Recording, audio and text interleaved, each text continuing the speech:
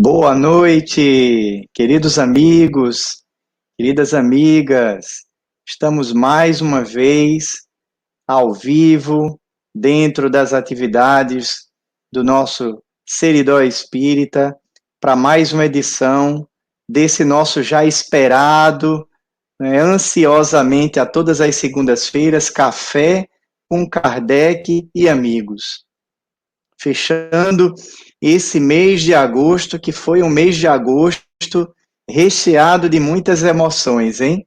Onde nós tivemos a oportunidade de dar esse passeio pelos romances de Emmanuel e navegar através das reflexões dos nossos amigos, desde há 2000 anos, passando por 50 anos depois, Paulo e Estevão, renúncia, e agora, na noite de hoje, vamos refletir sobre essa obra valorosa que o Emmanuel nos entrega através da mediunidade do Chico Xavier, Ave Cristo. Que o Cristo nos abençoe e nos envolva em mais uma noite de reflexões, de união de corações e de aprendizados.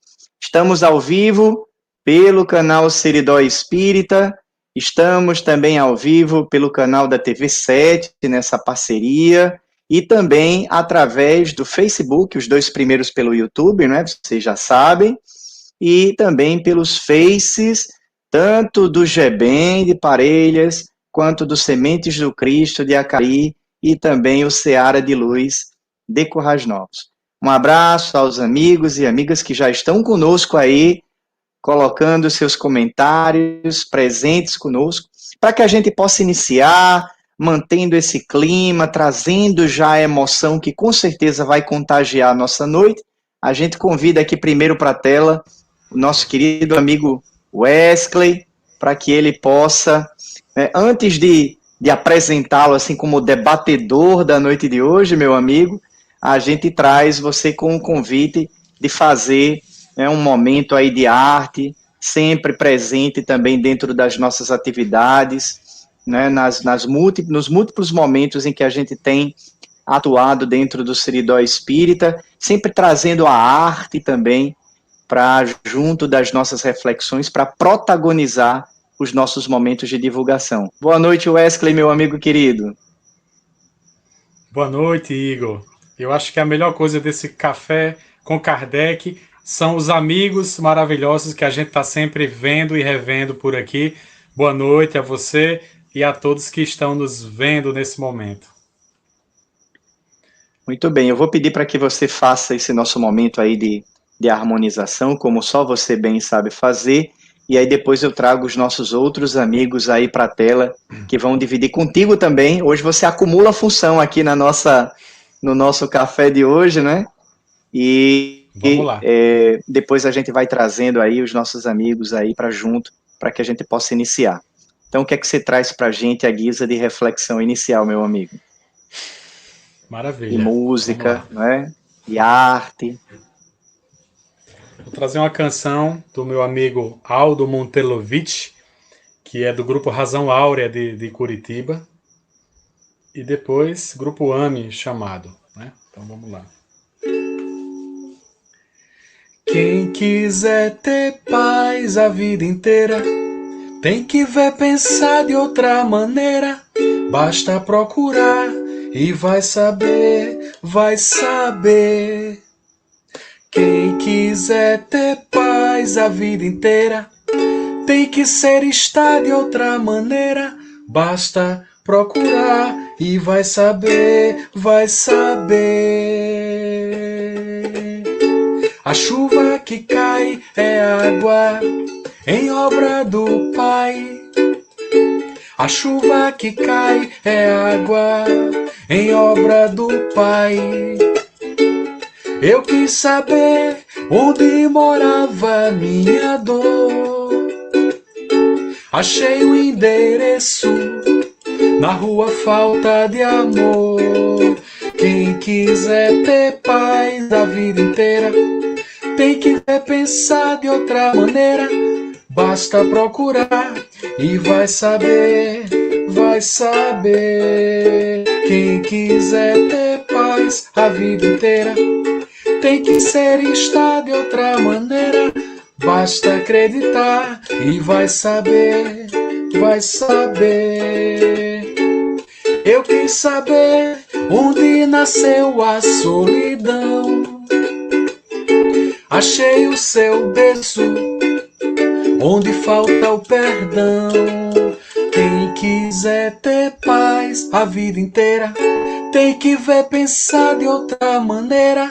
Basta procurar e vai saber, vai saber.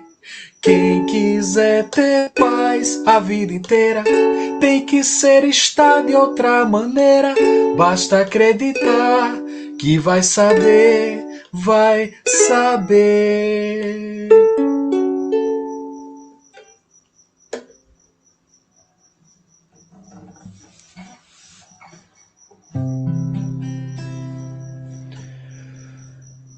Então ele veio,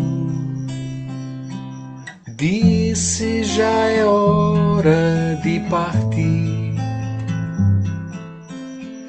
indicou o caminho tortuoso, mostrou as pedras e os espinhos.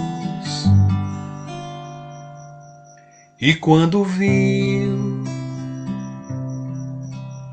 que o medo assolava nossos corações, nos fez olhar o sol atrás dos montes, só disse: confie em mim e vão. Então viemos, porque ninguém resiste ao seu chamado. Voltamos à terra-mãe que nos abriga. Por seu amor, haveremos de amar. E ao final da luta, Ele haverá de estar nos esperando e erguerá a voz ao Pai num hino, e então dirá: eis os teus filhos, enfim, em paz. Então viemos, porque ninguém resiste ao seu chamado. Voltamos à terra-mãe que nos abriga. Por teu amor, haveremos de amar. E ao final da luta, Ele haverá de estar nos esperando e erguerá a voz ao Pai no hino, então dirá: eis os teus filhos, enfim, em paz.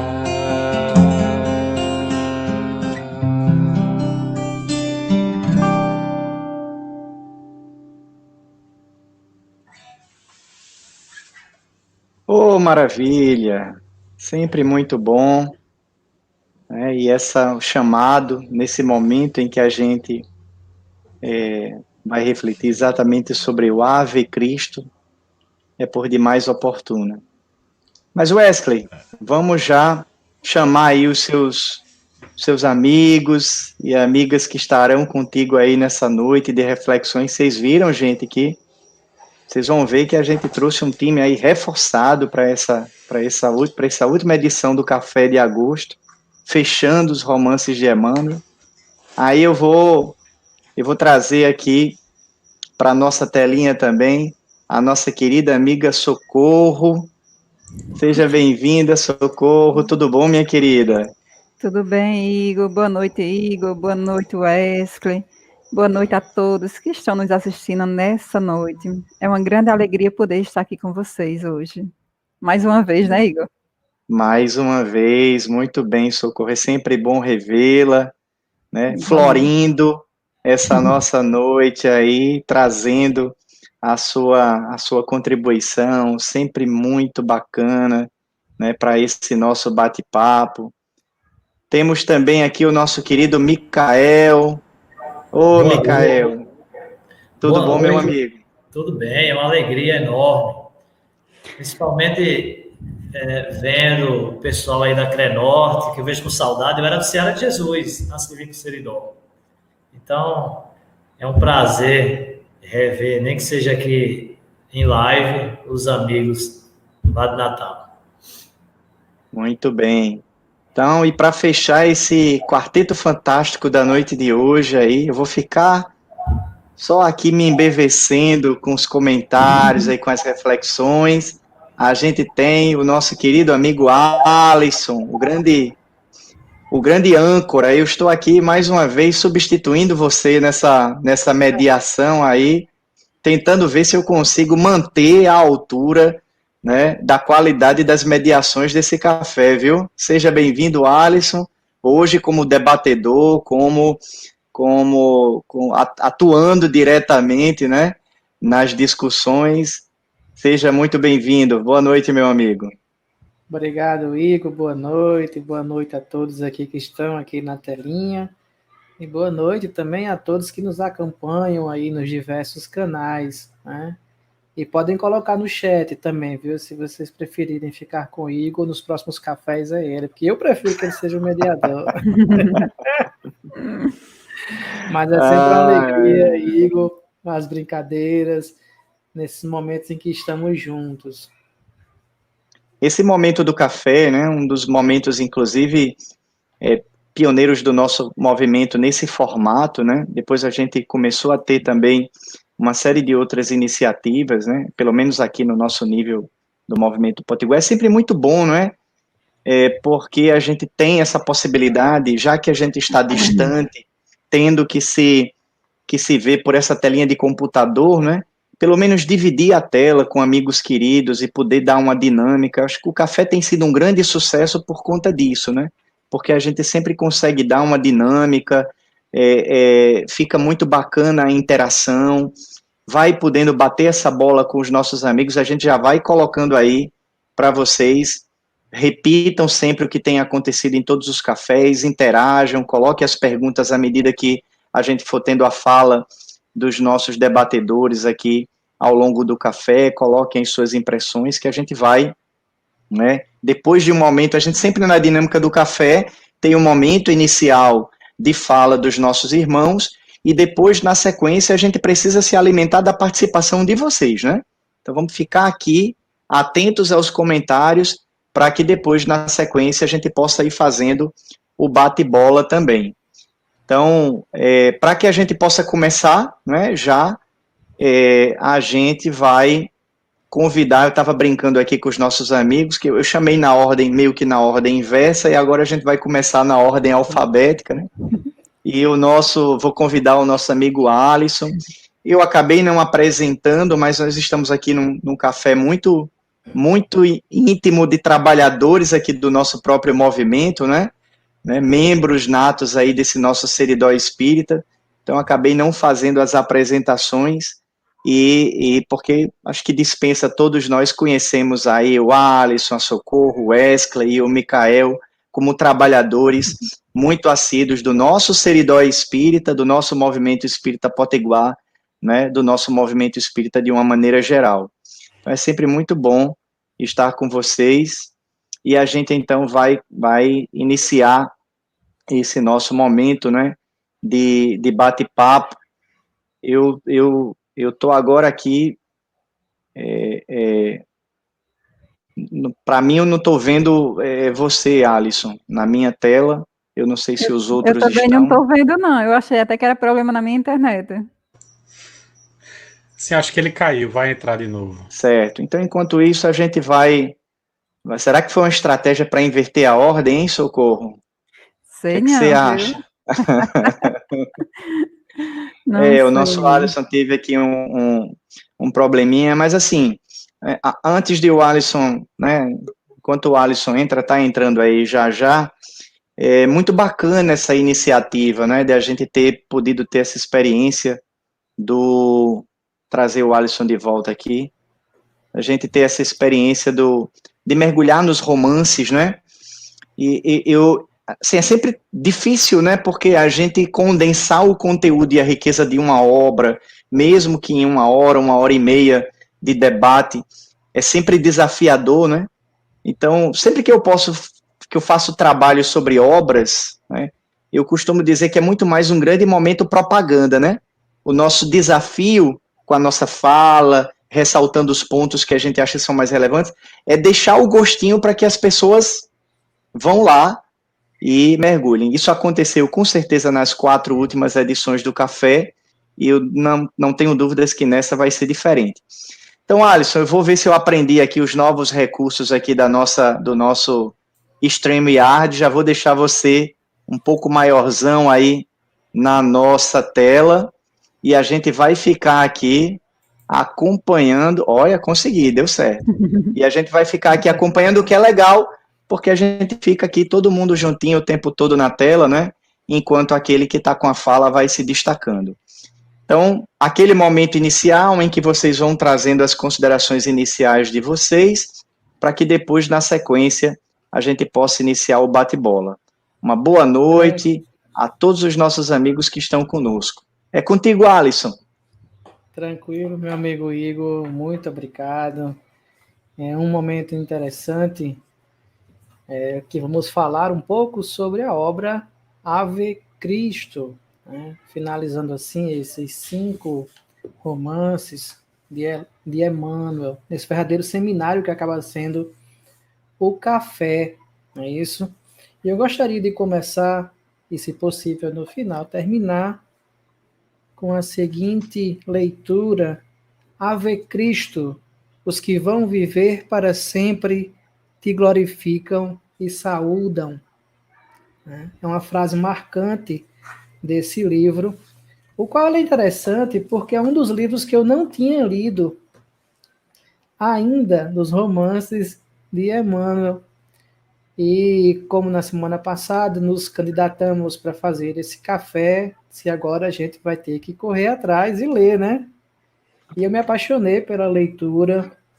Teve uma manhã dessa semana que eu acordei às 6 horas da manhã e fiquei até 1 hora da tarde direto na leitura, parando não, porque eu levei o livro junto, apenas para tomar café. Nem almoçar eu almocei. Devido ao gosto que a gente tem pela obra e de como a gente vai se identificando junto aos personagens, acompanhando os momentos de dor, os momentos também de alegria, os momentos extremamente evangélicos.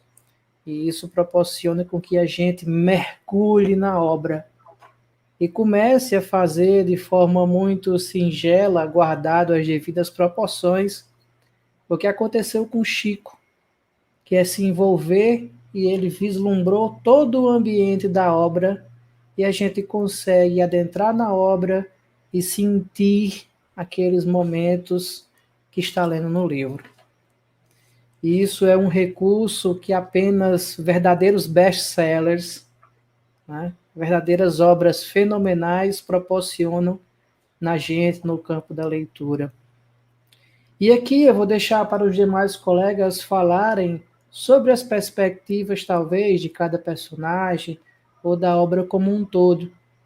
Eu gostaria de trazer o que me afetou mais, digamos assim, o que mais veio às minhas reflexões, porque apenas fazendo spoiler, a obra ela se inicia devido a um espírito não diferente de nós, pelo menos à época, mas um espírito que estava ali, retencioso, sem querer reconhecer, se divertindo em espírito ao ver os cristãos ser devorados por feras, nos circos serem mortos através do fogo e de inúmeros outros momentos de dor para os primeiros cristãos.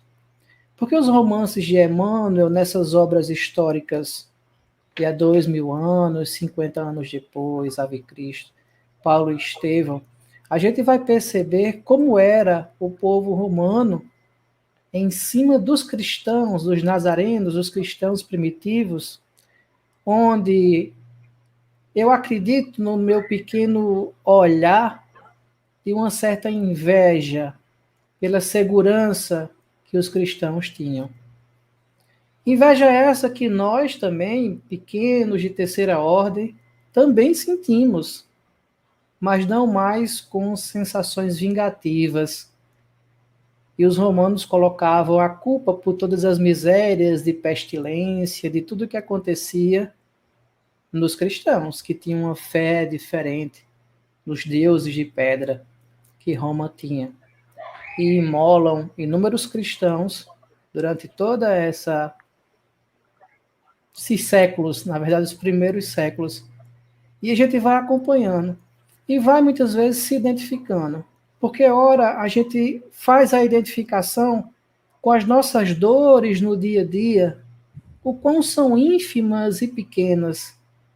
E a gente observa, olhar aqueles cristãos primitivos, aqueles espíritos que hoje talvez habitem em outras esferas, aí para o suplício cantando hinos a Jesus, a sentirem-se felizes pelo momento, que é um momento, como fica gravado no livro, que é uma preparação para que o futuro nós pudéssemos receber assim o cristianismo sem necessitar dos suplícios que foram passados à época. Então, quando eu me identifico, eu olho e vejo que os nossos sofrimentos, falando da minha própria pessoa, o meu sofrimento, que cada um tem os seus sofrimentos no dia a dia, não se iludam. Olhar as pessoas que estão à frente, muitas vezes, do movimento espírita e achar que eles não sofreram, que não sofrem. Sofrem. Mas encontramos dentro do Espiritismo, dentro do conhecimento, dentro dos exemplos como Ave Cristo, Paulo e Estevão e tantos outros, a força da resignação e a compreensão.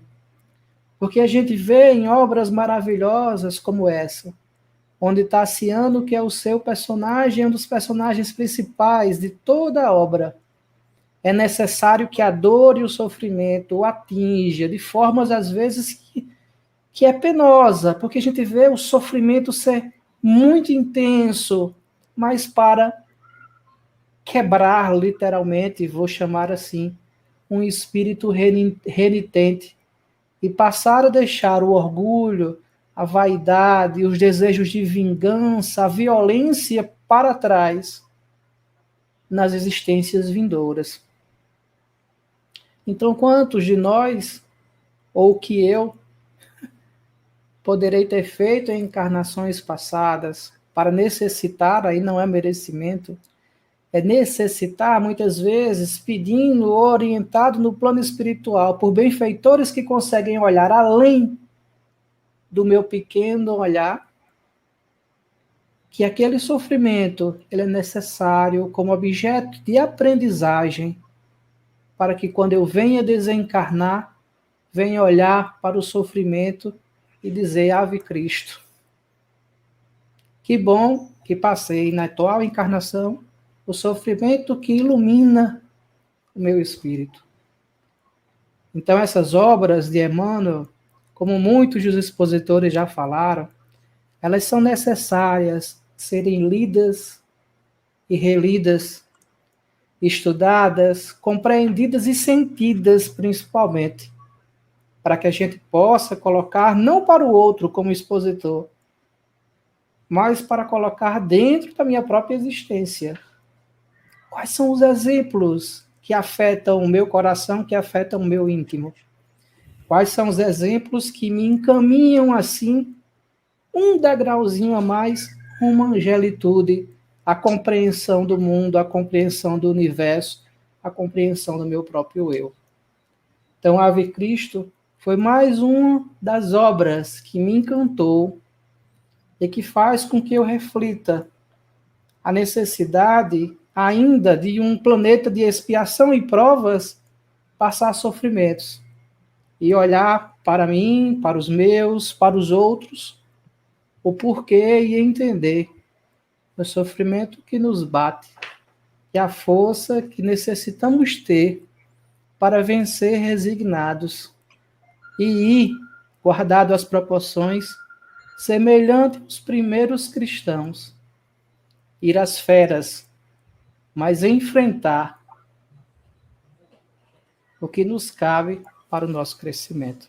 Então, para mim, amigo Igor, essa obra ela foi maravilhosa, a leitura que eu acabei de ler, agora nos últimos segundos do segundo tempo, que quando eu entrei aqui na sala do StreamYard ainda estava choroso, dizendo acabei de ler a última página do livro agora. Muito bem, meu amigo. Eu acho que é isso aí, assim, são histórias, mas são muito mais do que histórias, né? São histórias belíssimas, mas você traz já na sua fala essa contribuição valiosa das reflexões profundas que Emmanuel nos convida contando, né, as histórias. E aí nós vamos chamar agora, na sequência, a nossa querida Socorro também para trazer as suas reflexões iniciais. E aí, minha amiga? Igor, é uma grande alegria poder falar um pouco desse livro. E diferente dos outros, esse livro tem uma parte bem marcante na minha vida. Eu li esse livro no hospital antes de meu esposo desencarnar. Então, ele contou muito, marcou muito e me fortaleceu muito de encarar o desencarne com a força, acreditando na misericórdia divina. E eu tinha, acho que eu e Alisson, a gente tipo combinou, porque eu tinha imaginado começar a minha fala dizendo: Ave Cristo, os que vão viver para sempre te glorifica e te sauda. Porque foi assim que eu me senti naquele momento de prova. E essa obra é uma obra fantástica, a obra que retrata não os romances de um casal, mas o amor de um pai. Aquele pai que está ali lutando por seu filho que ainda tem os sentimentos, os comportamentos equivocados. E a grandeza deste amor é que me comoveu, porque ele está lá, né? Quinto Barros está na espiritualidade, rogando ao seu mentor encarnar para cuidar de seu filho, que ainda necessita muito dele. E uma frase que, né, Cláudio falou, que me marcou muito, foi que ele disse assim: ninguém salvará um náufrago sem sentir as chibatadas das ondas. E a gente hoje, a gente não quer sentir essas chibatadas. A gente quer tudo com facilidade. E todos nós que colocamos como ideal a nossa evolução, todos nós que colocamos como roteiro de vida os ensinamentos de Jesus, a gente vai sofrer essas chibatadas cedo ou tarde. Mas a gente vai sofrer com sabedoria. Vamos sofrer com a dignidade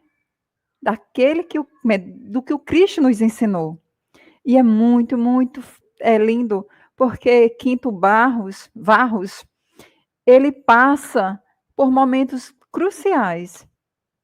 Ele pede para reencarnar, ele reencarna, ele encontra Cíntia, mas Cíntia, aquela mulher que ele amava tanto, ela ainda estava, assim como muitos de nós, presa ao materialismo. Então ela reclamava da vida, reclamava por não ter condições financeiras, reclamava do marido porque o marido estava seguindo o Cristo, e diante dessa fragilidade dela, Vitório, eu esqueci o nome do rapaz agora, ele aproveitou-se porque a amava. Então, aproveitou-se daquela fragilidade e a seduziu. E Quinto passa por trair, né? Foi traído, mas mesmo sendo traído, ele pegou ali os dois naquele momento de intimidade, mas ele lembrou-se dos ensinamentos de Cristo. E eu acho que ele deve ter pensado assim: e Cristo no meu lugar o que faria? Então ele preferiu sofrer, ele preferiu sair de cena para não fazer nenhum ato que viesse a se arrepender depois. E quantas vezes nós precisamos de agir assim? Colocar os nossos sentimentos ali em Jesus, fazer uma oração para que a gente possa não cometer erros que venham a nos arrepender mais tarde. E a história segue, né? Quinto, ele vai embora, vai para outros lugares. O próprio Venturiano, né? Arma para uma pessoa matá-lo, porque queria ter o espaço livre. E quantas vezes nós também matamos os sorrisos, matamos os sonhos daquelas pessoas, porque nós queremos nos colocar no lugar dele. Quantas vezes na vida a gente age dessa forma? Porque, meus irmãos, a gente não mata só o corpo, não. A gente mata sonhos. E o que é bonito nessa história é que lá no mundo espiritual, quando Quinto Varros, eu sempre confundo Barros com Varros, ele queria reencarnar, ele não foi desestimulado. Cláudio estimulou ele. E Chico Xavier também fazia tantas vezes, fazia isso. Meu irmão, que bom que você vai fazer isso. E a gente muitas vezes jogamos o nosso negativismo nos sonhos das pessoas. Talvez eu no lugar lá de Cláudio dissesse assim: você vai perder seu tempo. O homem é ruim, ele não vai passar, ele não vai melhorar. Mas Quinto foi ali, forte. Aquele amor de pai, aquele amor grandioso. E ele não desistiu do filho. E ele recebeu de Cláudio uma sentença lá: você vai ter 100 anos para salvar o teu filho. E ele passou por muitos perrengues, foi condenado à morte, mas não morreu, quem morreu foi Corvino. Então, foi muitos desafios que ele enfrentou, mostrando que a gente também devemos lutar pela vida, que nós não devemos desistir diante dos nossos sofrimentos, diante dos nossos obstáculos. E a grandeza da reencarnação, a grandeza do amor misericordioso de Deus, através de Quinto, mostrando que ele também era misericordioso com aquele filho. E é muito emocionante ver ali as lutas dele. Ele ficou longe da mulher que amava, ficou longe do filho ao qual tinha se comprometido salvar, cuidar dele. Mas ele não desistiu. Ele foi forte, foi firme nos ensinamentos de Jesus. Mas ele não ficou se maldizendo. Ele não ficou em depressão porque tinha sido traído, porque tinha perdido a mulher e os filhos. Ele foi à luta, ele acolheu os filhos dos outros.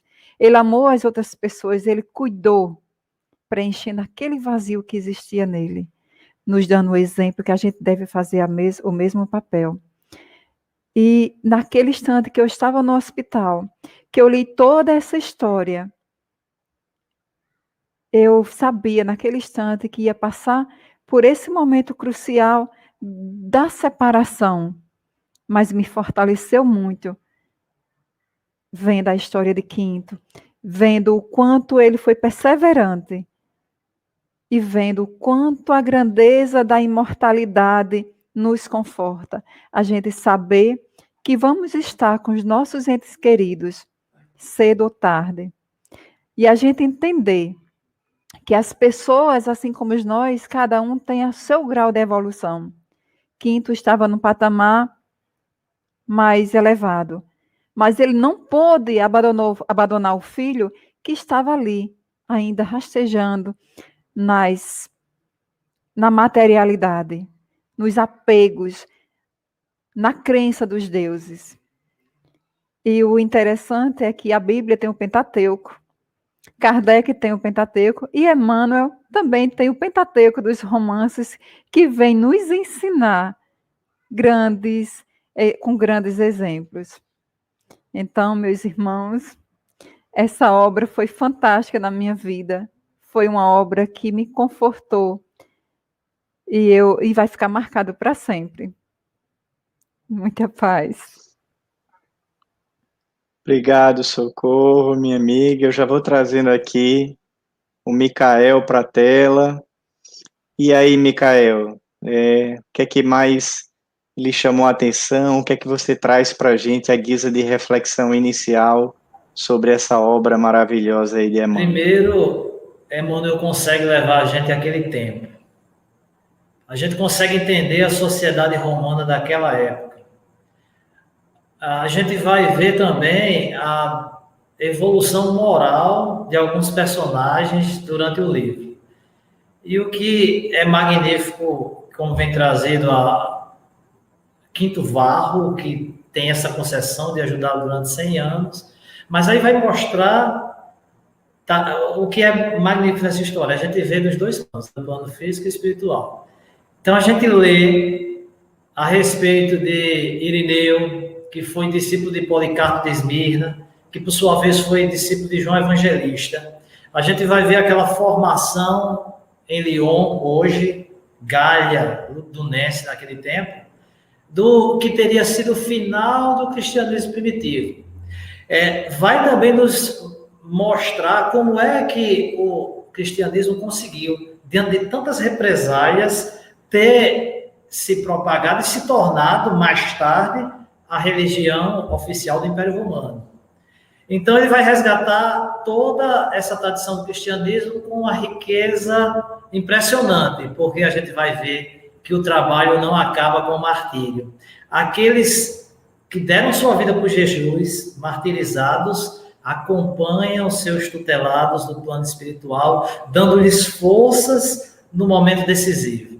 Aquilo que está escrito na história da tradição, pelo próprio catolicismo, é mostrado nesse livro. A contribuição dos santos, dos anjos. A gente vai ver a relação mediúnica que foi contada e registrada pela história canônica, sem se falar no nome mediunidade. Mas que aqueles que deram sua vida por Jesus, do lado de lá, continuam orientando e dando forças. Quinto Varro, ele é um grande exemplo, porque nos faz refletir. No momento, como ela disse, que ele sente dor, é apartado de seu filho, que inclusive ele faz um compromisso para ajudar ele 100 anos, mas afastado, e o que é que ele foi fazer? Ele tinha duas alternativas: ficar lamentando a separação do seu filho e sua traição, ou transformar esses espinhos do caminho em rachos de luz. E o que é que ele vai fazer para preencher o vazio que a falta do seu filho deixou? Vai tomar conta de vários órfãos, mais de 30. Dedica-lhes todo o amor possível. A trama vai trazer muitas dificuldades, mas a gente vai ver por que Jesus diz que não nos deixará órfãos, que o fardo dele é suave, o jugo é leve. Por que Jesus parece mais belo quando a gente está na dor? É porque a dor, ela vai tirar esse véu, que não nos faz enxergar que o evangelho não é para ser raciocinado, o evangelho é para ser colocado no coração, é para ser vivido. Vai mostrar, então, em determinados momentos cruciais, numa expansão mediúnica, Irineu, aquele apóstolo de Jesus martirizado, vindo espiritualmente abrir uma epístola de Paulo para trazer conforto àqueles cristãos que estariam na iminência de serem martirizados. Então, a gente vai encontrar vários heróis nesses livros.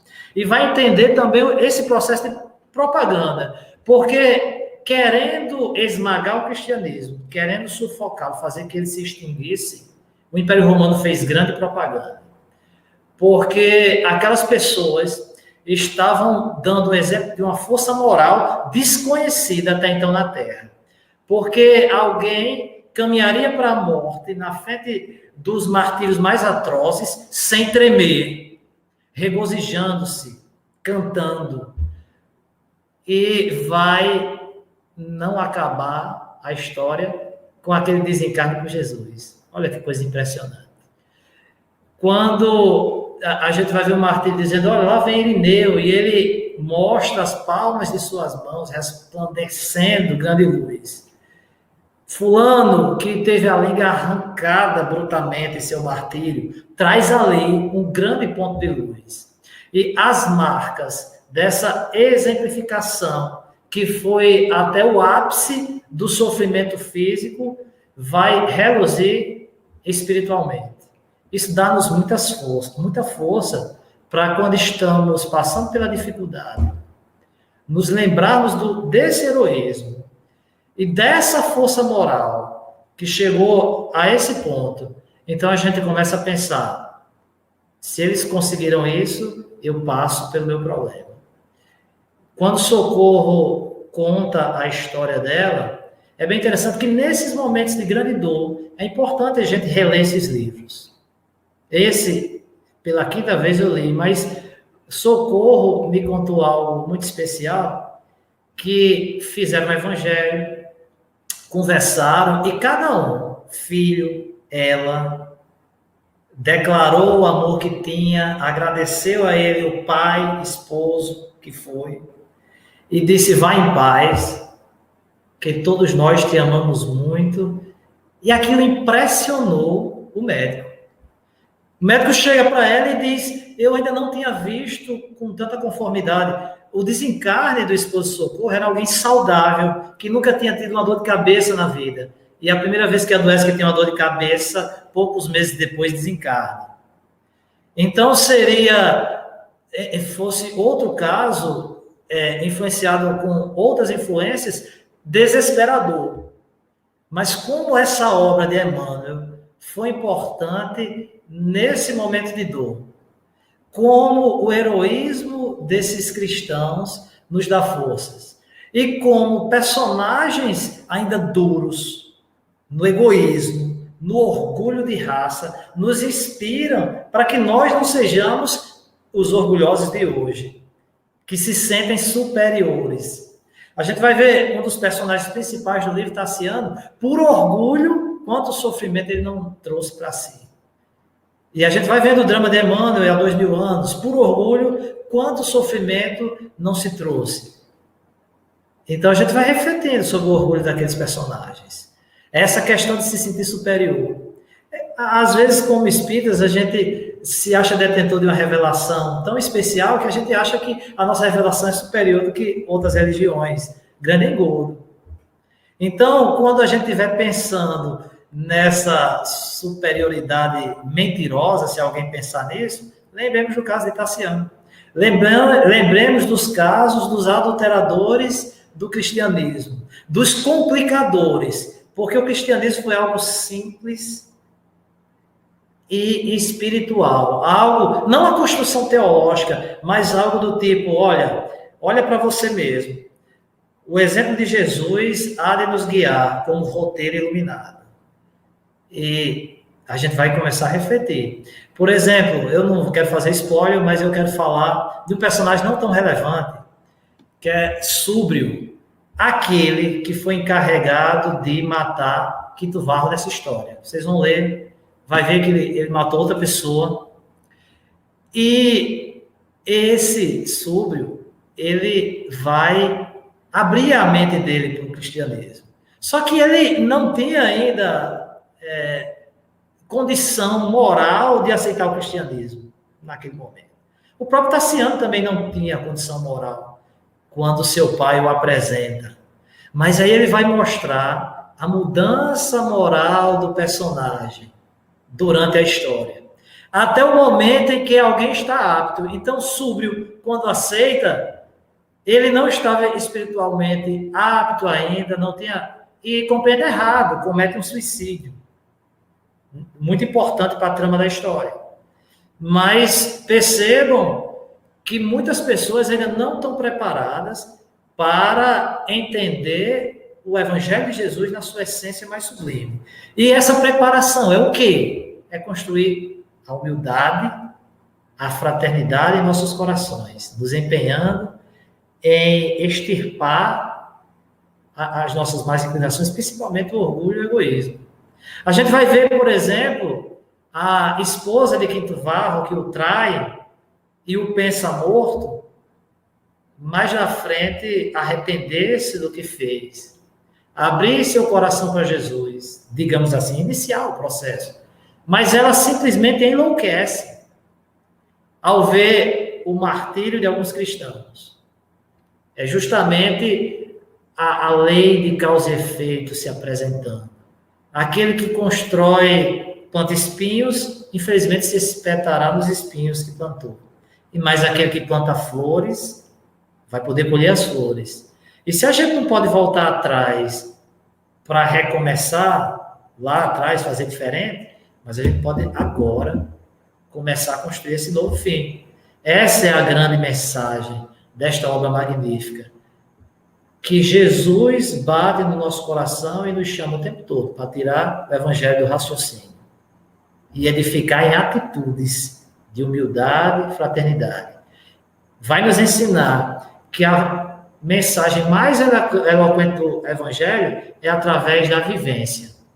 Então a gente vai ver que a morte de Quinto Varro, por consequência da insensatez de Tassiano, vai falar muito mais ao coração de Tassiano do que as palavras do pai. Porque aquela força moral era algo encantador. Algo que não sairia da cabeça dele depois do romance. E se antes ele soltava cachorros bravios para matar crianças cristãs, delatava, perseguia e fazia a dor abater sobre esses cristãos, depois da morte do pai, embora desconfiasse que seus novos amigos eram cristãos, ele não queria mais tocar nessa ferida. Ou seja, ele estava mudando. É o início da mudança. E é importante que essa mudança se produza em todos nós. Pronto, passa a palavra. Muito bem, Micael. Você vê que os nossos amigos vão falando e a gente vai ficando com essa vontade maravilhosa de se debruçar sobre a obra, se não a lemos, ou de nos debruçarmos sobre a obra novamente, se já a lemos, porque cada vez é uma nova experiência. Micael que o diga nas 5 vezes, né, que fez a leitura. E aí, para fechar essa nossa primeira rodada aí, que de fato está extremamente empolgante, eu chamo o nosso querido Wesley aí. E aí, meu amigo, quais são as suas considerações? O que é que você destaca? O que é que você chama mais a atenção da gente? Fica à vontade.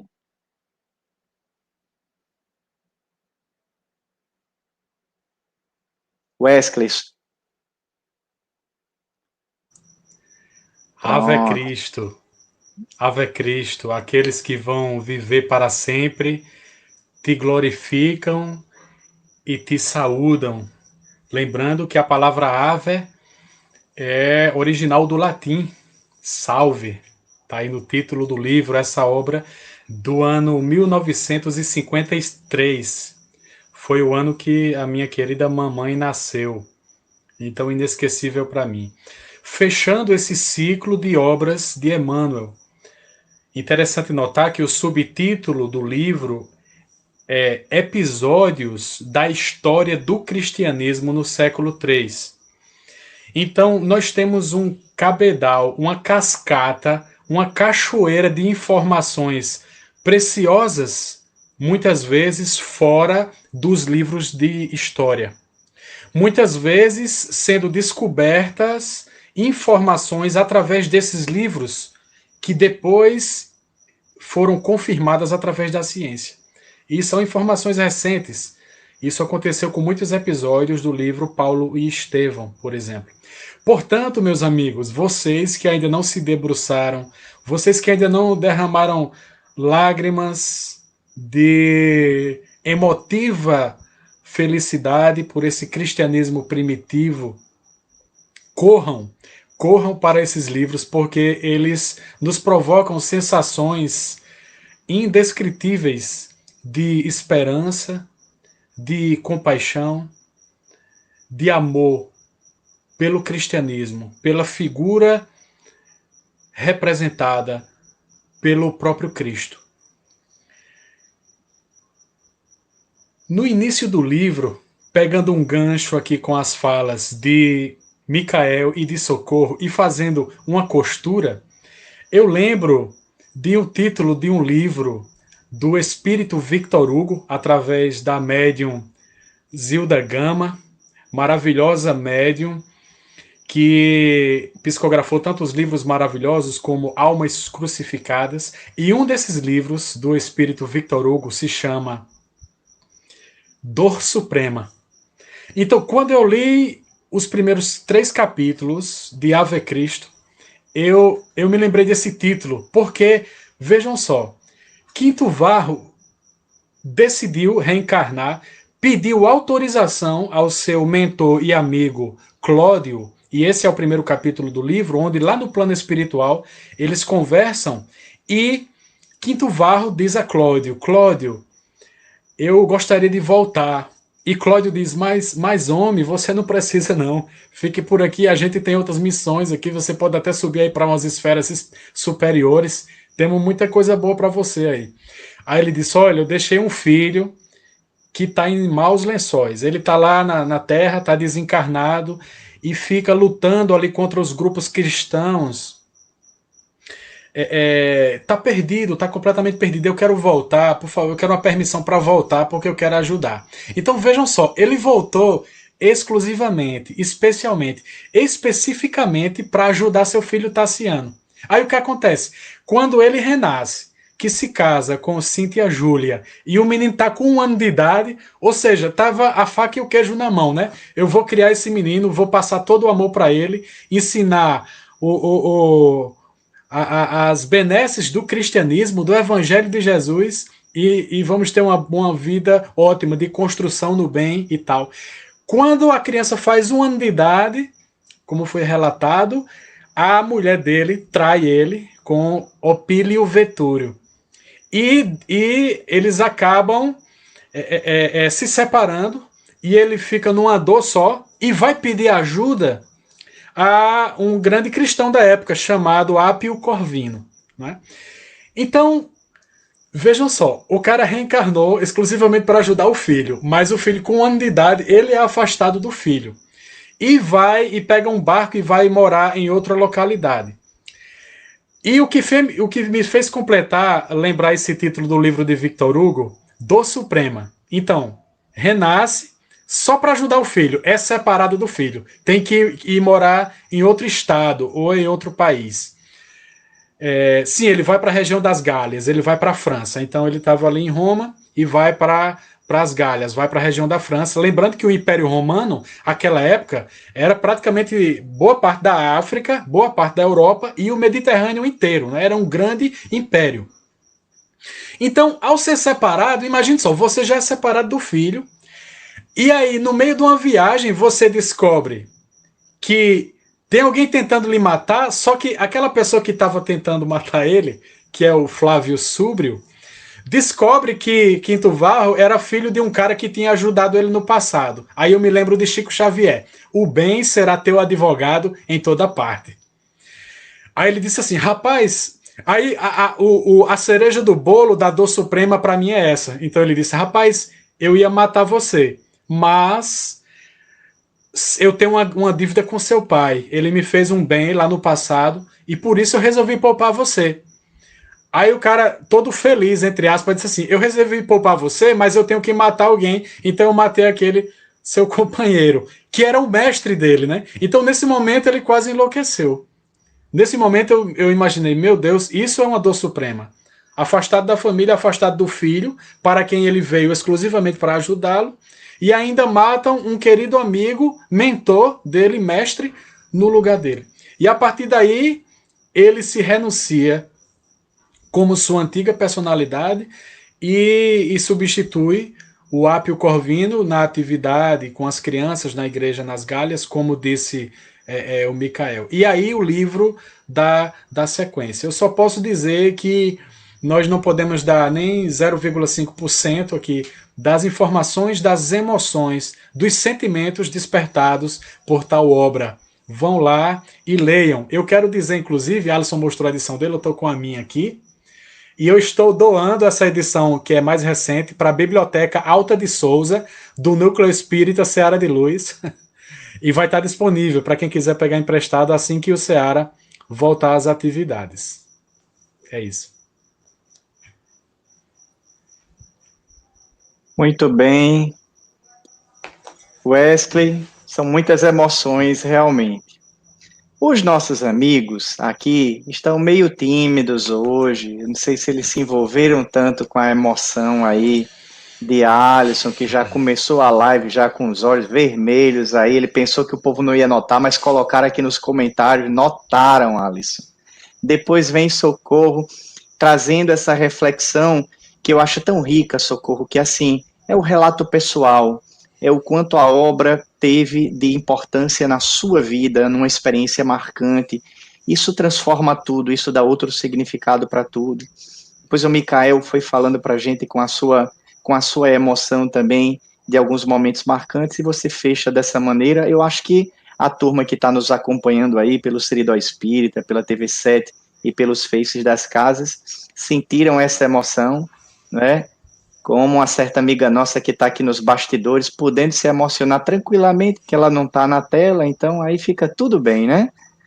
Eu queria aproveitar, como você falou desse 0,25% aí, que de fato não tem como, a gente não, de fato não tem como, só lendo a obra, né, é que a gente pode chegar nessa compreensão. Mas como a gente tem um tempinho e não vieram muitas perguntas, eu queria propor para vocês uma. E aí cada um de vocês pode falar um pouquinho sobre ela. E a pergunta que eu queria propor para vocês é o seguinte: qual foi, na experiência da leitura de vocês, o momento que pessoalmente para vocês, dentro da obra, vocês acharam que foi o mais marcante? Aquele que de fato fez com que as lágrimas corressem mais forte, ou aquele em que a reflexão foi mais profunda? A gente tem aqui quatro debatedores, então a gente terá aí 25% de contribuições de momentos, de um momento marcante de cada um, para compor esse 100% do quadro da riqueza das contribuições de cada um de vocês. Aí, como o Alisson está muito sorridente, eu estou imaginando que é porque ele estava só esperando essa pergunta, e aí eu vou pedir para que ele comece essa rodada. Não, eu acho que até vai vir perguntas do pessoal aí, porque não precisa ser especificamente de dentro da obra, mas sim de todas essas questões que a obra pode passar e transmitir, né? E foram vários, para mim, os momentos marcantes, muitos deles. E eu acho que talvez um dos mais marcantes é o episódio onde Tassiano, acreditando que talvez tivesse encontrado naquele momento o bálsamo junto a Lívia, né? E ocorre a separação. Tassiano faz uma viagem repentina a Roma porque foi enganado pela esposa, né? Para que fosse para Roma, porque a esposa dele estava em Roma e ele estava na outra região das Gálias, e ele vai para Roma sem querer. A intuição falava para ele que não fosse, que algo de ruim o esperava. E ele embarca com a filha, Blandina, nome, Blandina, e vai para Roma. E a esposa faz o inverso, enganando ele, vai até onde se encontravam os dois amigos, o qual ele tinha uma afeição, mas que por escolhas próprias de Lívia não poderia ser dado prosseguimento, e além dele ser casado, e há a separação. Quando ele vai a Roma, que ele volta o pai de Lívia já tinha sido supliciado, que eram os dois que estavam juntos, os dois amigos. Lívia tinha sido cega, né? E ainda tinha sido expulsa da região, porque foi levada achando que iria se encontrar com o amigo e é deixada cega ao léu, onde ela encontra o filho do coração, né? Que é o quinto céu. Vocês podem me corrigir, está muito fresco ainda as memórias, mas são muitos nomes que tem durante a obra e a gente vai se perdendo até no nome. Então, esse momento, assim, foi muito difícil, porque a gente vai acompanhando e faz, agora talvez vai se encaminhar, e o sofrimento bate de novo, né? O afastamento bate, depois ele vai encontrar ela novamente, mas já no leito de morte, praticamente. Então, é uma sequência, às vezes, de altos e baixos. Eu lembro que eu até sorri, brincando assim, ele está parecendo o Joseph Klimber, né? Para quem não sabe quem é Joseph Klimber, coloca lá no YouTube que vai aparecer, que é uma piada. Está aparecendo o Joseph Klimber. E as coisas vai acontecendo. Isso vai mexendo com a gente, porque a gente vai vendo a real situação e respondendo para nós perguntas, talvez, do que ocorre no dia a dia, né? Nós vivemos uma existência onde tem alegrias e tristezas e sofrimentos, mas o humano muitas vezes se apega muito mais ao sofrimento do que à alegria. E assim a gente percebe a alegria sendo uma coisa rápida e o sofrimento sendo uma coisa muito mais intensa. Isso até talvez seja um equívoco na forma de olhar a vida, né? Mas a gente vai se identificando ao pouquinho durante a obra. Uma outra coisa que eu achei muito interessante foi um aspecto da mediunidade na proximidade da morte, que acontece com todos os cristãos naqueles momentos ali dos suplícios, ou mesmo fora daquele suplício, quando se aproxima o momento da morte. E eu me lembrei de uma história pessoal que aconteceu com o meu avô. Eu tinha apenas 10 anos, foi em 94, mas essa história é uma história familiar e eu lembro isso muito nitidamente, o qual meu avô acordou pela manhã e levantou-se para ir tomar o café da manhã, né, acompanhado da minha avó e de uma filha que estava lá, e ele já estava doente. Aí ele vai e pega a colher, da papa, em vez de colocar na boca, coloca no bolso. Aí olha para minha tia, brincando, fez, minha filha, tá na hora mesmo de eu partir, porque isso não pode acontecer, olha, em vez de botar na boca, eu botei no bolso. Aí minha tia disse, que é isso, papai? Não, isso é besteira, isso é coisa da sua cabeça. Ele disse, não, eu recebi hoje uma visita do meu pai. Ele disse que mais tarde viria me buscar. E eu vou com ele. E ninguém levou em referência. Ele terminou o café. Aí me levem para o quarto. Aí levou ele para o quarto. Ele já idoso. Aí ao deitar-se, aí ele disse que nas crenças, no momento, né, ele fez, pega ali a vela para mim. Aí minha tia disse, que conversa é essa, papai? Pega a vela que meu pai chegou e está me chamando. E eu vou com ele. Com vela ou sem vela, eu vou com ele. Né? E minha tia, achando que não era verdade, trouxeram a vela e ele desencarnou de forma muito tranquila, de forma muito natural. Então isso ficou marcado, né? E a gente vê esse aspecto da mediunidade em toda a obra, naqueles que estão se aproximando do momento da morte, os cristãos, pela serenidade, que encontra-se rejubilante os outros que o precederam. Isso é uma alegria muito intensa, né? E a gente percebe o equívoco que a humanidade aprendeu a ter referente ao momento da morte, como algo extremamente negativo, e muitas vezes a gente não consegue ter a compreensão da dimensão, que nós estamos num processo, né, na reencarnação de aprendizado, e todos nós retornaremos para o local devido, que é o nosso lar, né? A nossa casa espiritual. E aí fica muito nítido esses momentos, que eu acho que é uma bênção divina para todos aqueles que compreendem e acreditam que, no meu momento de desencarne, eu veja aqueles que me precederam, meus avós, ou em outros momentos, pode ser que meus pais tenham desencarnado, ou alguém mais próximo, e eu esteja a ser recebido com toda alegria no plano espiritual.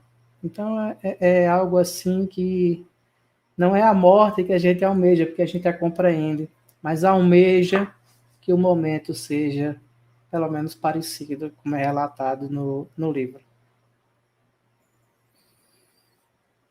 Maravilha, Alisson. Estamos chegando aí às perguntas. Tem uma pergunta da Clarinha que eu vou deixar já para o Micael ir se preparando aí para começar, viu, Micael?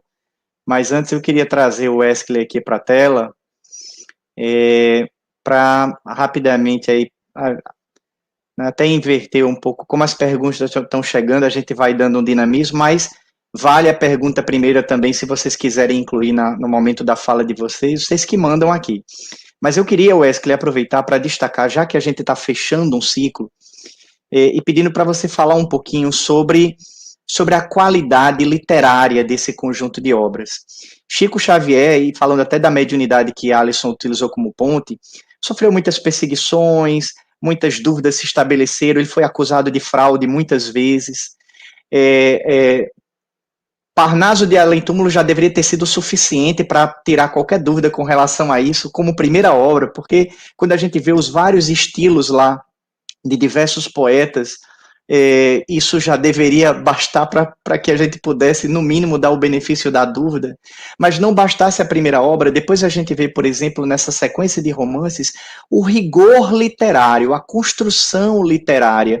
Não são apenas romances, são romances de uma qualidade literária muito elevada, comparáveis a grandes romances que a gente tem à disposição na nossa literatura nacional e internacional.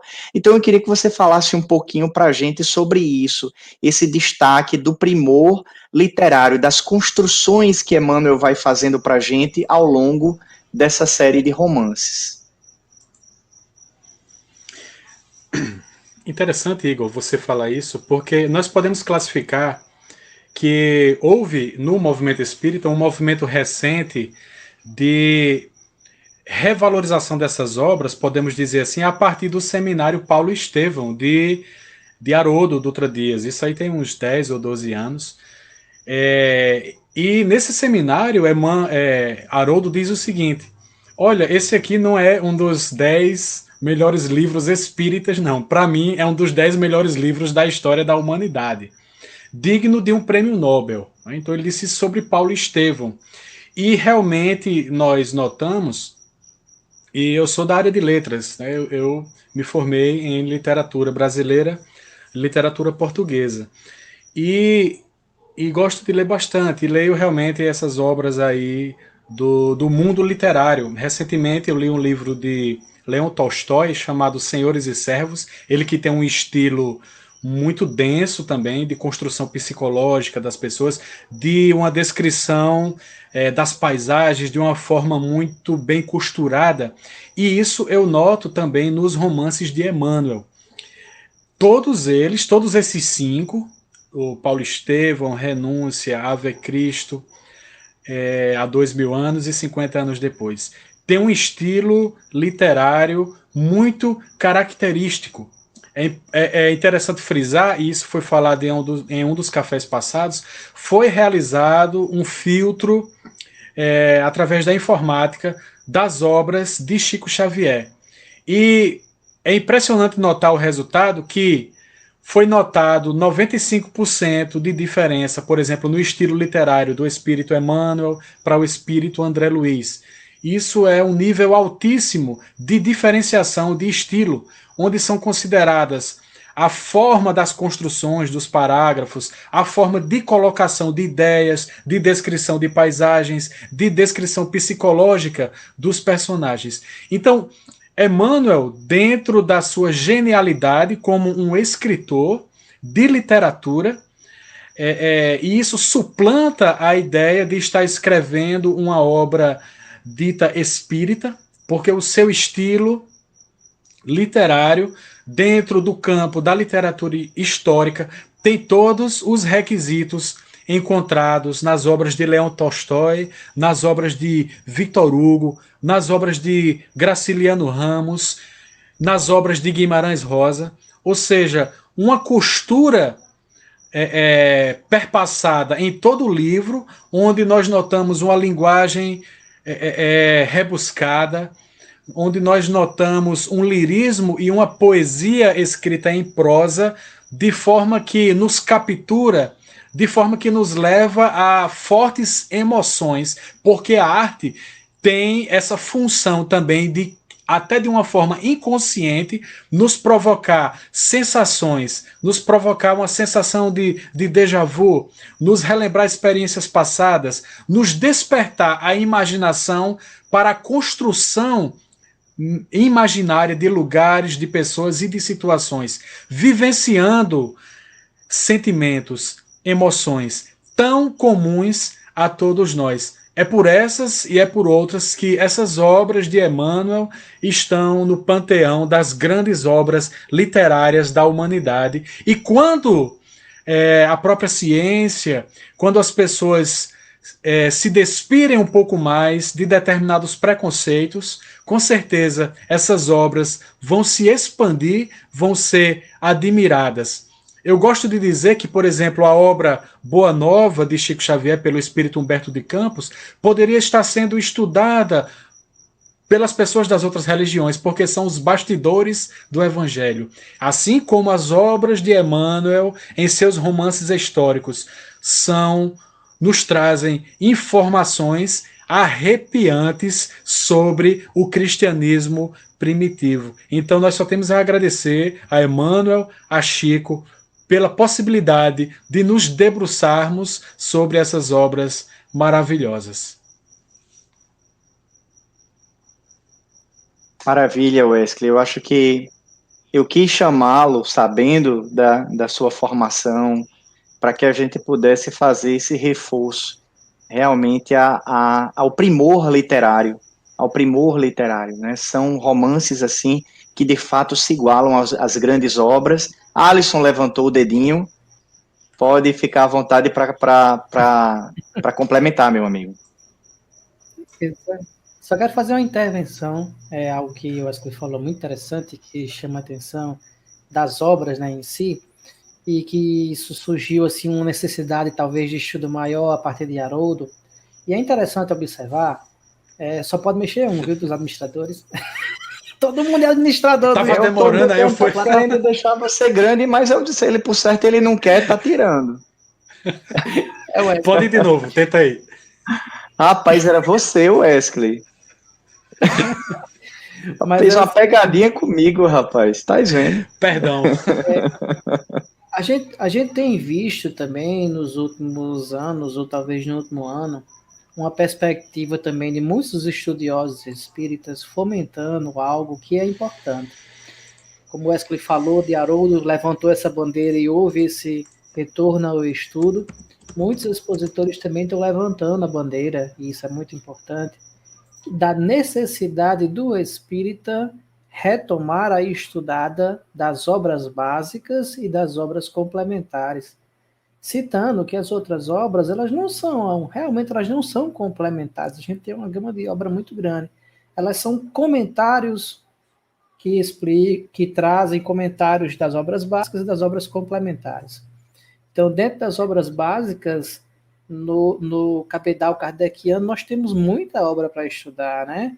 As obras que saíram no século XIX, e as obras complementares são também extremamente numerosas. Então, é um retorno para que a gente volte a estudar o que não é o básico, é o essencial, né? Muito bem, meu amigo.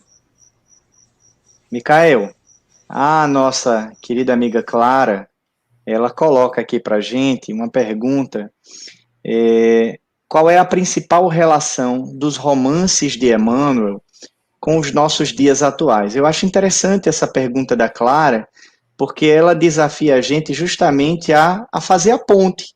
Qual é a contribuição que a obra, tanto a Ave Cristo quanto as demais que a gente vem estudando ao longo desse mês, qual é a lição que ela deixa? Claro, são muitas, né? Mas o que é que você destacaria, que você acha mais relevante, né, que a gente pode trazer para os nossos dias atuais? Tá no mudo, Micael. Pronto. O Jesus é verdadeiramente o caminho, a verdade e a vida. É o farol que a gente deve seguir. A dor não é algo trágico, mas é um convite amoroso de Deus para construirmos a sementeira de luz. E se achamos que é muito difícil, está lá Jesus como grande exemplo. E está aí a história desses grandes cristãos que foram fiéis até o final. E eu gostaria também de falar do momento que mais me marcou na leitura desse livro. Em especial, é o último capítulo da primeira parte, em que narra o martírio de Quinto Varro. Então, durante o martírio, Quinto Varro vai se apresentar a Tassiano como o pai que estava desaparecido. E Tassiano, naquele leito de morte, ele não poderia contra-argumentar com o pai, que ele não acreditava nas ideias do pai, ele era um adversário ferrenho do cristianismo. Mas naquele momento, ele, enquanto o pai, que ele acreditava morto por cristãos, ali vivo, percebe toda a fraude que existiu em sua vida, e Quinto Varro vai falar ao seu coração. Sabe, a vivência, que é muito mais importante do que palavras, aquela força moral que ele mostra ao filho ali na hora da morte, ele vai descrever o processo de desligamento de Quinto Varro de uma forma poética e linda, porque em determinado momento Quinto Varro não cabe mais naquela parede, é como se tudo se expandisse, aquele cubículo, aquela cela, não mais isso, e ele começa a expandir espiritualmente seus sentidos, percebendo sonhos, os espíritos que o recebem ali em festa, as crianças lideradas por Silvano, um órfão, filho seu, porque ele cuidava como se fosse filho, que desencarnou antes dele, recebendo com a canção que ele tinha composto e ensinado àquelas crianças. Aquele coral infantil, aquela beleza, e vai descrevendo, sabe, a gente com aquela visão antiga católico-romana, olha, foi salvo, vai para o céu, porque a vida dele foi exemplar. A primeira leitura que eu fiz do livro, eu digo, pronto, ele vai para o céu, aquela ideia bem católica, né, protestante que eu tinha. E eu me frustrei com uma frase do narrador. Olhe bem, ele desencarna naquele coral infantil, com a música que ele compôs, cantando, recebendo o Curvino, o irmão Curvino, naquela luz toda. Olha, você é um vitorioso. Aí Emmanuel diz, e Quinto Varro sentiu-se quase feliz. Eu fiquei frustrado. Eu digo, poxa vida, isso tudo para se sentir quase feliz. Então ele vai colocar uma lição fantástica para todos nós. Porque a amargura dele era porque o filho estava mal. Era o apego que a gente tem, entendeu? A gente tem esse apego. É meu filho, não é meu filho. É um irmão. É filho de Deus. Naquele momento a gente foi pai, a gente foi marido, né? Mas amanhã não vai ser mais pai, marido, é todo mundo irmão, filho de Deus. Então aquele apego o fazia se sentir quase feliz, porque deveria estar plenamente feliz. E quando ele é convidado a marchar com aqueles espíritos que iam receber os mártires em Roma, iria toda aquela caravana belíssima espiritual, ele encontra-se agarrado ao filho. E irmão Curvino vai dar uma grande lição. Olha, há 1000 formas de ajudar, mas existem pessoas tão apegadas aos nossos afetos que prendem o seu protegido como pássaros no visco do mel e tornam-se inconscientemente obsessores dos filhos, das pessoas queridas. Então ele se desprende ali momentaneamente e vai, não plenamente feliz, porque ele ainda era apegado em excesso ao filho. Essas são minhas colocações. É uma reflexão profunda para a gente realmente, Micael, essa questão do apego, né? E aí eu queria chamar Socorro aqui para a nossa tela. Socorro, você pode também, aquela pergunta inicial do momento mais emocionante, você pode também trazer para a gente. Mas a gente foi falando aqui sobre Quinto Varro bastante, sobre Tassiano. Eu queria que você também reservasse um tempinho, né, para falar um pouquinho para a gente desse personagem Lívia. O que é que a gente encontra, que riqueza a gente tem quando a gente lê o Ave Cristo e se depara com esse personagem que Emmanuel nos apresenta. E aí, fique à vontade para falar um pouquinho também de algum outro momento que foi marcante. O tempo, assim, nesses bate-papos passa tão rápido, a gente já está se aproximando do final, gente. Mas é isso mesmo, quando o bate-papo, quando a prosa é boa, a gente não vê o tempo passar. Essa obra me chamou muita atenção, o amor de Quinto Varros pelo filho. E o que me chamou a atenção foi ele todo entusiasmado lá, porque ele não esqueceu do filho, né? Aí ele foi ser jardineiro na casa lá de Ventúrio, para poder ter essa proximidade com o filho. E naquele momento que ele estava muito alegre, né? Que tinha se aproximado, tinha cuidado do filho, que o filho chegou doente, aí ele traz os pequeninos para cantar. Que foi aí, porque ele estava muito animado, ele achava que já estava se aproximando de Tassiano para dizer assim, salvei. E acontece toda aquela tragédia. E quanto a Lívia, tadinha, filha de Helena, é miliciano, né? Helena, uma mulher frívola, muito apegada a aquelas... as frivolidades da época, que fugiu o nome agora. E ela apaixonou-se pelo miliciano e engravidou. Só que ele foi morto. E ela planejou abortar. Então, ela vai procurar um feiticeiro, e o feiticeiro, que diante da mediunidade também, viu, é miliciano, né? Partindo para cima dele, ameaçando. Então, o feiticeiro lá, o guru, não faz a medicação para que Helena pudesse abortar. E Helena ainda ficou com aquela ideia, vai embora para um lugar distante, junto com a Niceta, né, sua ama, e lá, ela ainda planejando, né, abortar, então ela faz um remédio, só que ela adormece, e Emiliciana aparece lá no sonho dela, e ela, quando se assusta, derrama o remédio e não conseguiu, por essa via também, abortar. E ela resolve ter a criança. Aí tem a criança, quando nasce, a criança traz um sinal, que era de Helena também, no ombro, e a Niceta sai com essa criança e deixa a criancinha lá no meio do mato. Aí vem aquele senhor, que era viúvo, que tinha perdido a filha, que também tinha o nome de Lívia, e ele resolve acolher aquela criancinha e colocar o nome de Lívia. E ele vai cuidar, pai solteiro, vai cuidar dessa criança. Mas o que me chamou muita atenção de Lívia foi a doçura que ela tinha. Inclusive, Igor, em homenagem a você, eu vou ler aqui uma poesia que Lívia cantou, que é a poesia das estrelas. Estrelas, ninhos da vida, entre os espaços profundos, novos lares, novos mundos, velado por teno véu. Louvores à vossa glória, nascida na eternidade, sou jardim na imensidade, suspenso no azul do céu. Dizei-lhe que tudo é belo, dizei-lhe que tudo é santo, ainda mesmo quanto há pranto.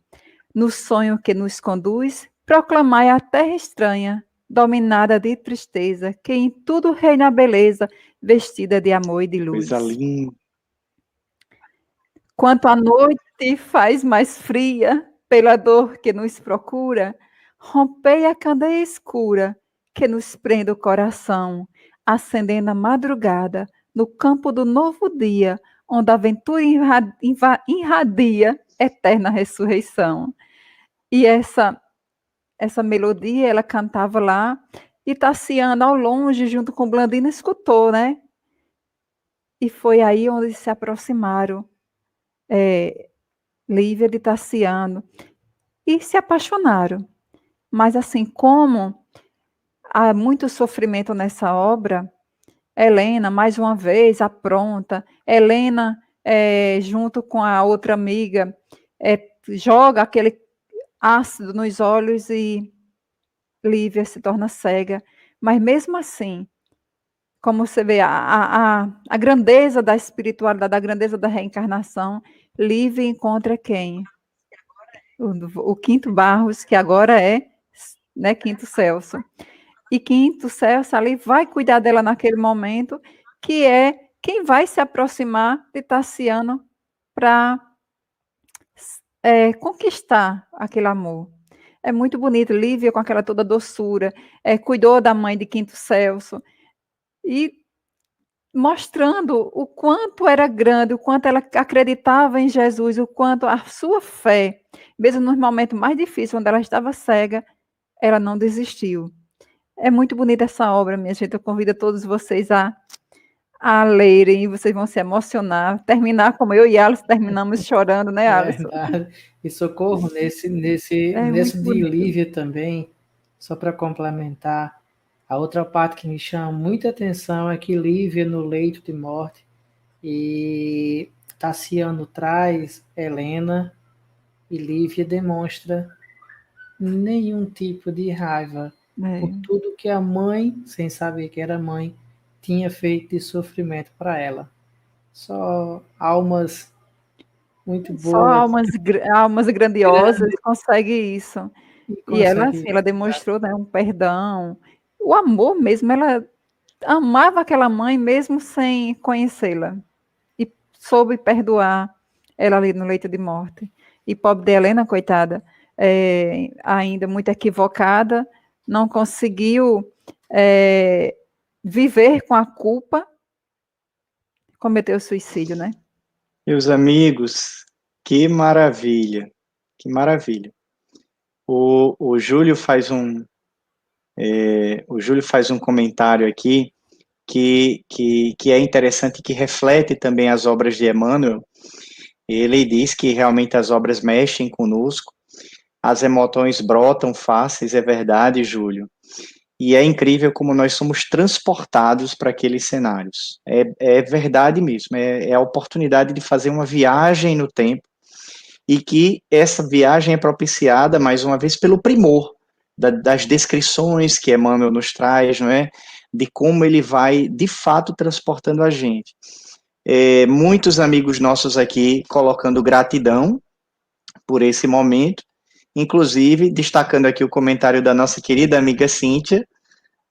Gratidão, meus queridos, que momento lindo. Nunca mais nossa segunda-feira será a mesma. Vamos sempre esperar esse momento, que é o momento que já fica marcado realmente na nossa agenda do Café com Kardec e amigos. Nós estamos chegando na nossa hora, mas eu ainda vou abusar um pouquinho da boa vontade de vocês, pedindo para que vocês façam aí comentários muito rápidos à guisa de encerramento. Nosso irmão Alisson aqui, vou deixar dessa vez para o final, tá certo, Alisson? Então a gente começa aqui pela ordem dos quadradinhos aqui da tela, com Socorro, Wesley e Micael, assim, para sua mensagem final, para o recado final, ainda para fazer um último destaque, para que a gente se caminhe. Eu sei que a gente ficaria aqui até meia-noite, 1h da manhã, proseando, resgatando passagens emocionantes da obra, mas a gente também precisa deixar um gostinho para que os nossos amigos que estão nos acompanhando façam isso, não é? E mergulhem dentro dessa viagem maravilhosa que é a leitura desse e dos outros romances de Emmanuel. Socorro, minha querida amiga, suas considerações finais. Primeiro, agradecer essa oportunidade de estarmos aqui, né, discutindo esse livro tão abençoado e pedir a todos que leiam, mas que coloque, acima de tudo, o Evangelho de Jesus no coração, que saiba perdoar aquelas pessoas que nos ferem por ignorância, porque esse livro mostra a diferença de espírito a espírito, que tem os espíritos que são mais evoluídos, outros que são ainda rastejam nas teias da ilusão, e que a gente possa usar da tolerância, usar do amor, esse amor sublime de Deus por nós, de Jesus por nós, para que a gente possa retribuir todas essas bênçãos que a gente tem recebido na nossa vida. E que Jesus nos abençoe para que a gente consiga levar adiante o Evangelho na prática e no coração.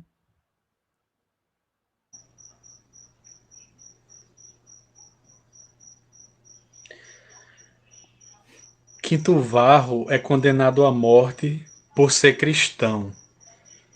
Então ele é deitado no patíbulo e um gladiador romano do anfiteatro, com a experiência de décadas de luta com o gládio, com a espada, ele se coloca na posição de arrancar a cabeça de Quinto Varro.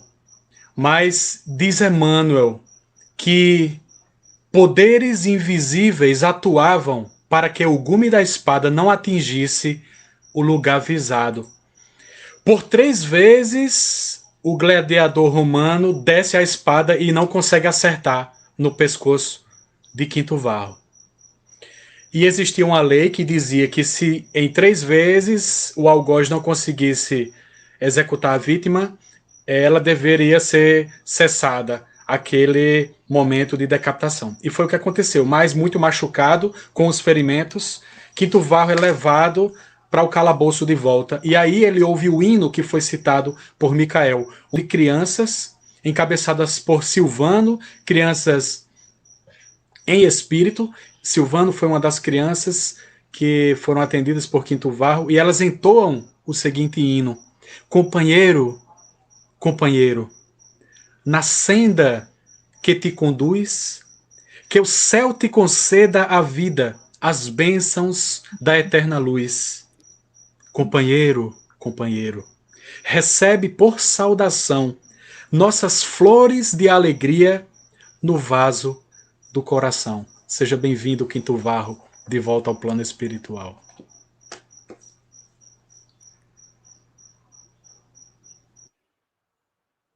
Mesmo, ao nosso orgulho, ao nosso egoísmo, a fim de construir aos poucos, com perseverança, o Evangelho em nosso coração. Alegra-nos a certeza de que não estamos só, e que se nos dispusermos a fazer essa mudança, a acreditar com esperança que somos colaboradores na construção desse mundo melhor, teremos a espiritualidade superior nos inspirando e nos acalentando quando a dor nos visitar. Nunca estaremos só. Jesus está doendo. Muito obrigado.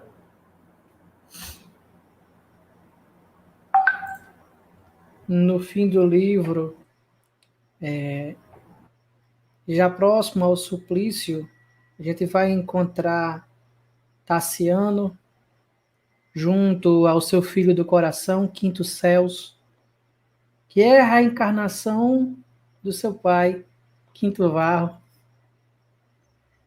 Naqueles momentos onde as feras esfaimadas abocanhavam os corpos, ele consegue, junto com o filho, a pedido, ensine-me a orar, meu filho.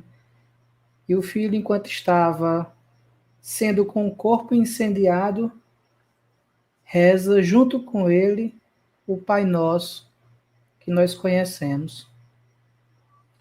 E em seguida, o romano convertido não mais ouviu a palavra do filho. A cabeça de Celso tombara para a frente, desgovernada. Taciano ia erguer a voz, quando patas irresistíveis rojaram-no ao saibro argenteado da arena. Turvou-lhe o cérebro, mas em seguida o choque rápido, qual se o Cristo lhe enviasse milagrosa claridade às pupilas mortas, pois ele estava cego. Recuperou a visão, identificou-se ao lado do seu próprio corpo, que jazia imóvel em uma poça de areia sanguinolenta. Procurou Quinto Celso, mas, ó, divina felicidade! Viu que do poste de martírio emergia, não o filho adotivo, mas seu próprio pai, Quinto Varro, que lhe estendia os braços, murmurando: Taciano, meu filho, agora poderemos trabalhar em louvor de Jesus para sempre. Deslumbrado, reparou que as almas dos heróis abandonavam os despojos, envolvidos em túnicas de luz, por entidades que mais se assemelhavam a formosos arcanjos aéreos. Beijou as mãos paternas, como alguém que saciava saudades terrivelmente sofridas, e tentava algo dizer, quando viu Blandina, sua filha, Basílio, o seu pai do coração, Lívia e Rufo, cantando de alegria no grupo de espíritos venturosos em que formavam Corvino, Lucano, Hortência, Silvano e outros paladinos da fé. Todos ali dirigirem sorrisos de confiança e de amor. Por cima do corpo negro do anfiteatro, desafiando-lhe as trevas, centenas de almas radiantes seguravam lirial estandarte, em que brilhava a saudação tocante e sublime. Ave Cristo, os que vão viver para sempre, te glorificam e saúdam. Deslumbrante caminho descerrara-se nos céus, embriagado de júbilo, Quinto Varro colocou o filho de encontro ao peito e, rodeado pela grande assembleia dos amigos, avançou para o alto, como um lutador vitorioso que conseguira subtrair ao pântano de sombra um diamante castigado pelos cinzéis da vida para fazê-lo brilhar a plena luz. Então, obra tocante. Convido todos vocês a lerem os romances de Emmanuel nessas 5 obras magníficas. Gratidão, Alisson. Gratidão, amigos queridos. Que maravilha essa noite, realmente recheada de emoções. A sua emoção final, que de fato é o último elemento para dar a certeza aos nossos corações de que nós precisamos mergulhar profundamente nessa riqueza, que é a riqueza da obra de Emmanuel, e com ela mergulhar na riqueza que a doutrina espírita pode nos oferecer a iluminar o nosso caminho. Que maravilha esse mês de agosto, temos aí um setembro chegando com novas edições do Café, aguardem as divulgações aí nos canais oficiais do Seridó Espírita, e a todos vocês que nos acompanharam, o nosso beijo, o nosso abraço carinhoso, fiquem com Deus e até a nossa próxima edição.